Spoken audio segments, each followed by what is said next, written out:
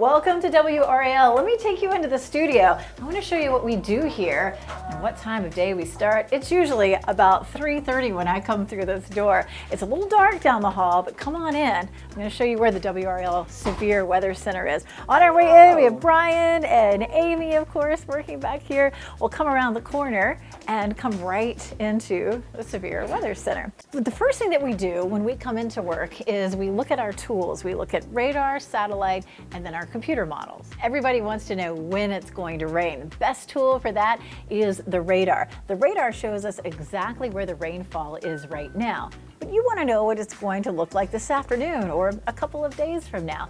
And in order to determine that, we use a computer model. This is what it looks like just on our regular PC. So we can take a look. Here comes the rain. That's going to be later this week. So how does the computer know what's going to happen with the weather? We put in information about what's happening with the weather right now. The computer understands the atmosphere because we tell it how the atmosphere is structured. So the information about what's happening now goes through an equation that describes the atmosphere. The computer does the heavy lifting for us and shows us what may happen over the next several days.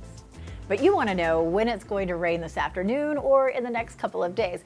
And to be able to determine that, we use what we call computer models. And this is a website that we use to tell what's going to happen next. As we roll through the next several days, we can watch the rain move across North Carolina. So how does this website, how does the computer know when it's going to rain? Well, we tell it what's happening right now. Here's the rain currently. We give it all kinds of information about our current conditions. We've told the computer what the atmosphere's structure is, and so when you put all this together, it can tell us what's going to happen in the future, this afternoon, in a couple of days, or even early next week.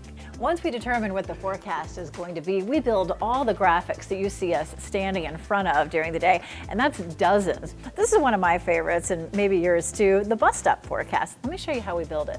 So if I want to change the forecast on the bus stop graphic, I have the option here to change the temperature from 56 to, say, 67. I can change cloudy skies to mostly sunny. Once we've done the forecast and built all the graphics, it's time to go on TV. This is a touch screen over here that we often use to track severe weather. We can do the same thing with this monitor as well, but my favorite is the big one over here. We have rain on it today. You can see that rain coming up from the south. We can widen the view out and you can see that rain coming all the way from South Carolina. So this is the radar view. This tells us what's happening right now. Let's go to the computer model. Of course, this shows us what's going to happen in the future. We'll start off at 10 o'clock in the morning and move out to lunchtime. And look at that. The rain arrives just in time for lunch. And then after that, it starts to move out during the afternoon. Of course, we can look forward in time to what's going to happen in the next several days. And of course, we track a lot of storms here in the WRAL Severe Weather Center. Tornadoes, flooding, and of course, hurricanes, which is one of the biggest. Let's talk more about that. Every hurricane has its own unique characteristics. Let's take a moment and break down the anatomy of a hurricane. In this case, we will focus on Hurricane Maria, a powerful Category 5 hurricane that devastated Dominica, the U.S. Virgin Islands, and Puerto Rico in 2017. Now, you see that hole in the middle of the hurricane? That's the eye. That's where you're going to find very peaceful conditions and maybe even some sunshine. But surrounding the eye is the most violent part of a hurricane, the eye wall. That's where you'll find the strongest winds, 155 miles per hour, that are confined to a band that's just 15 miles from the eye. So wherever that eye makes landfall, that is where you get the most devastating damage.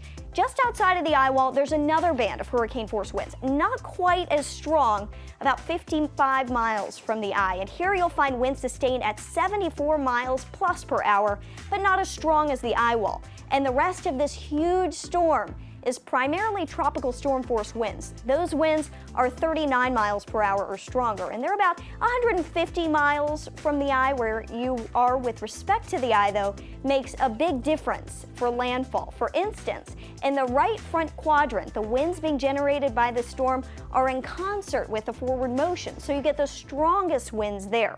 But on the other side of the storm, the two are opposing each other, so the winds end up being a little bit lighter but still very strong. No matter how you slice it, it is a big storm, a monster storm covering a huge area with lots and lots of impact. You often hear us talk about categories of hurricanes, and it's the wind speed along the Saffir-Simpson scale that dictates what the category is with each storm. And we can predict what kind of damage will be done based on how strong the winds will be. Okay, let's start with a Category 1 storm. Now, from a Category 1, the storm damage is fairly minimal. Some shingles will come off the homes and the trees will begin to bend, but again, it's fairly minimal. Now, with the Category 2 winds, the damage will be more extensive. Siding can be pulled away from the home, flying debris can break the windows, and the trees, as you see, significantly bend over. Now, with a Category 3 storm, it can cause the door of a house to blow in because the winds are so strong. The roof will likely begin to flap up and down, as you can see, and the winds will blow, the trees will begin to fall. Category 4 storm will cause even worse damage. Most of the trees will begin to fall, almost all the windows will break, and most of the shingles on the roof will fly away. Now, once you get to a Category 5, you have catastrophic damage. The shingles are completely gone, holes form in the roof, the walls begin to fall, and there are no trees left standing whatsoever. Now, of course, we know there are many more hazards when it comes to tropical systems, but this shows you what kind of damage to expect from just the wind alone. Always remember the slogan, turn around, don't drown. More people die during flooding in a hurricane by driving their car into a flooded road than any other way. If you're driving along and you see water on the road, just stop, go back the way you came. 6 inches of water can make you lose control of your car, and less than 2 feet can sweep that car off the road. Once your car is swept off the road, your chances of being rescued are fairly slim. Let's talk about bigger vehicles too. Maybe you think since you have an SUV, you have more clearance. You can make it through that water. Well, it's still the same 2 feet that can wash away an SUV as well.